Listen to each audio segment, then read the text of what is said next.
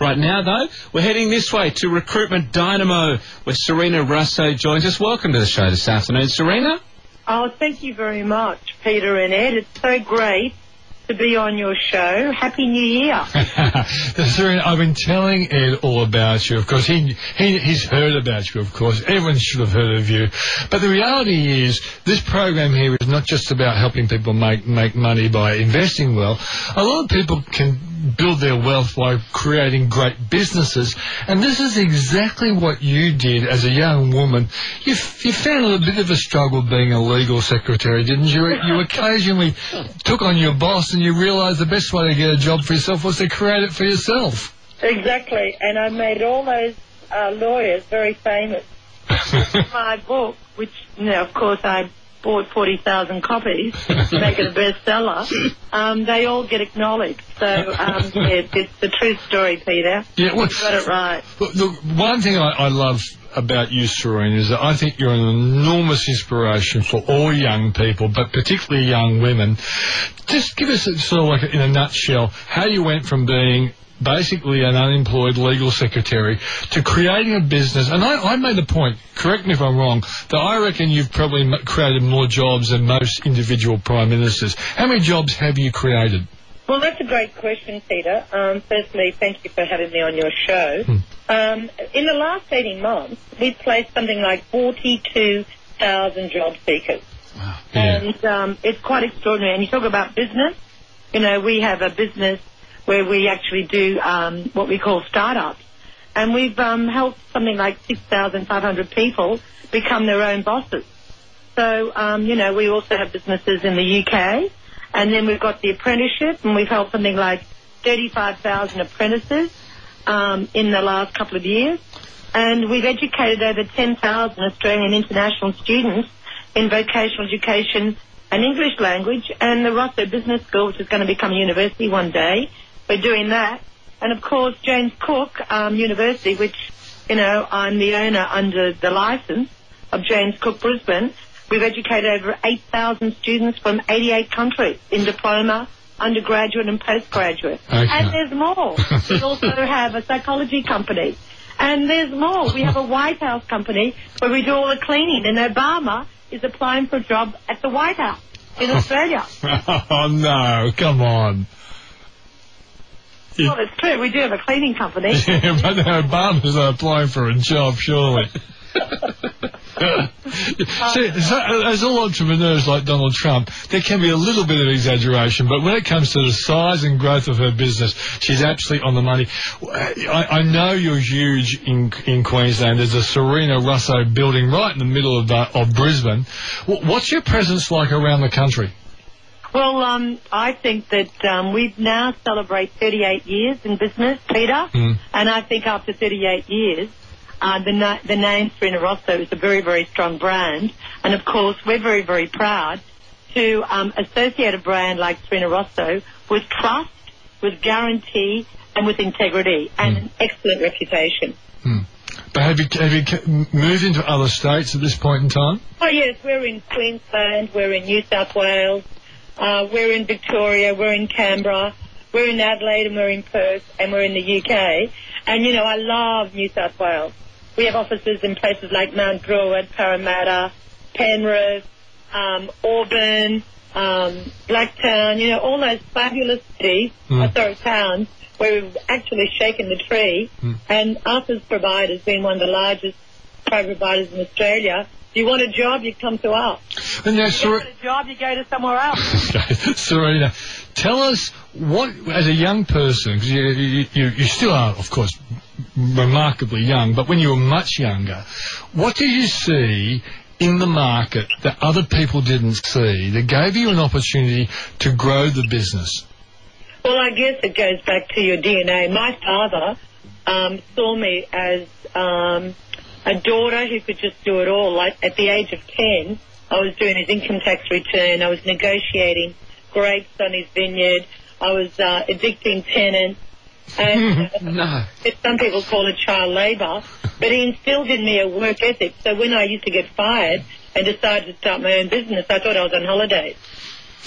Yeah, but you also did understand that there was a gap in the market for training people, and by training them just a little bit, it made them more job ready. No, that's not true. When I first started, that is not true. When I first started, all I wanted to do was hold down my own job, and then I realised as a typing teacher at night, teaching at a college called Key Personnel, which of course closed to my competitive rivalry, we realised that if you're going to teach people to type, you have to get them a job. So what I did was, when I had my first 10 students, they weren't allowed to leave. It was rent-a-crowd. They stayed until they got a job. So that was you decided was going to be your competitive advantage, that you didn't just train, you found them jobs. I had dinner with Bill Gates a few weeks ago, and I said, I was a disruptor 38 years ago, and I think you've been a disruptor since you've been born, quite frankly, but go on. And he just laughed. But it's true, I disrupted the status quo. I disrupted, business colleges that would just train for training's sake, and I wouldn't let go of my students, even though they'd graduated without a job. They had to have a job, and they have a job today. Because it's all about really applying learning with earning. Yeah. Now, Sarina, but did you also understand that there was government incentives for a business like yours that I think a lot of people out there working small business and don't realise there is a lot of government assistance out there, but people are so busy just doing their work, they don't go looking for the potential assistance there. There was some government assistance to you to grow your business, wasn't it? No, not at all. Not at all. So there were no incentives. That's what you call fake news. No, it's like in America, true facts. They're talking about that nowadays. All right, but I always thought there were similarities between you and Kevin Rudd's Theresa Rain, and I always thought Theresa Rain had tapped into some of the government programs there that help place people. Theresa Rain and Kevin Rudd are now my beautiful neighbours, who I love them dearly here in Brisbane. Right. So what Theresa Rain did, she tendered for contract work. Right. And when you tender, you have probity, and you have a certain amount of capability before you win anything, right? Right. And that's what she did. She won a contract where she was helping people welfare to work, and that's how she grew the business. And likewise, I started off as a typing school, and we used to absolutely evolve into winning contracts. And there was probity, and there still is probity today. And people have to understand that when you win a contract, or when you win a tender, you can also lose by winning a contract as well, meaning you could do your money. Like you have to invest in rollouts of offices, in buying equipment, in leasing, in hiring staff, in branding, in marketing. It's not a government subsidy. That is completely a misleading interpretation. However, there are businesses out there where today, if they take on an unemployed person, the government will give you a wage subsidy to help that unemployment person get a job and hold down the job. That is different to winning a contract and winning a tender. Winning a tender, you've also to show them your financial capability. And, when I lost in 2009, I could have fired 100 staff. No, sorry, it was 200 staff. I didn't. I actually re-engineered my company, and I moved to the UK, and we won work there. So, I'm a risk taker.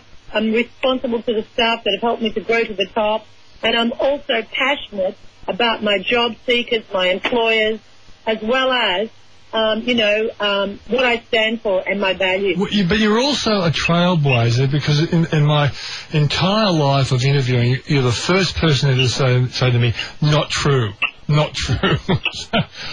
I'm really glad that I can actually remember the time Sarina Russo said to me, not true, not true. I'm sorry for making a mistake on that one. Now, Sarina, how many people do you employ? We employ over 1,000 staff, and, that's an extraordinary responsibility. As you can appreciate, 1,000 staff, you have extraordinary responsibility to make sure, number one, everything they do is measured and they're actually responsible for the job that's being delegated to them. But also, as a managing director, I've got to make sure that this is a viable business to not only pay for their wages, but every other outgoing that comes with it. So every day and every night, I breathe the office. I breathe our company. I look at what, uncertainties are ahead of us. I also embrace the challenges and the opportunities.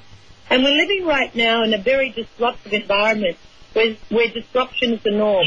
And President Donald Trump, who I've had the personal opportunity to meet him very briefly once, he's now making us think differently.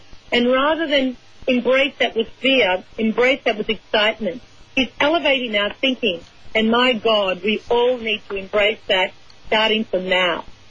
Sarina, what's the best lesson you've learned in business over the 38 years? Well, the best lesson that anyone can learn is, if it is to be, it is up to me. If you look at Donald Trump, whether you like him or not, he backed himself and he's resilient. And that's what I am. A lot of people don't even know me and don't like me. Other people just love me. But the thing is, you've got to be able to back yourself regardless of what other people think.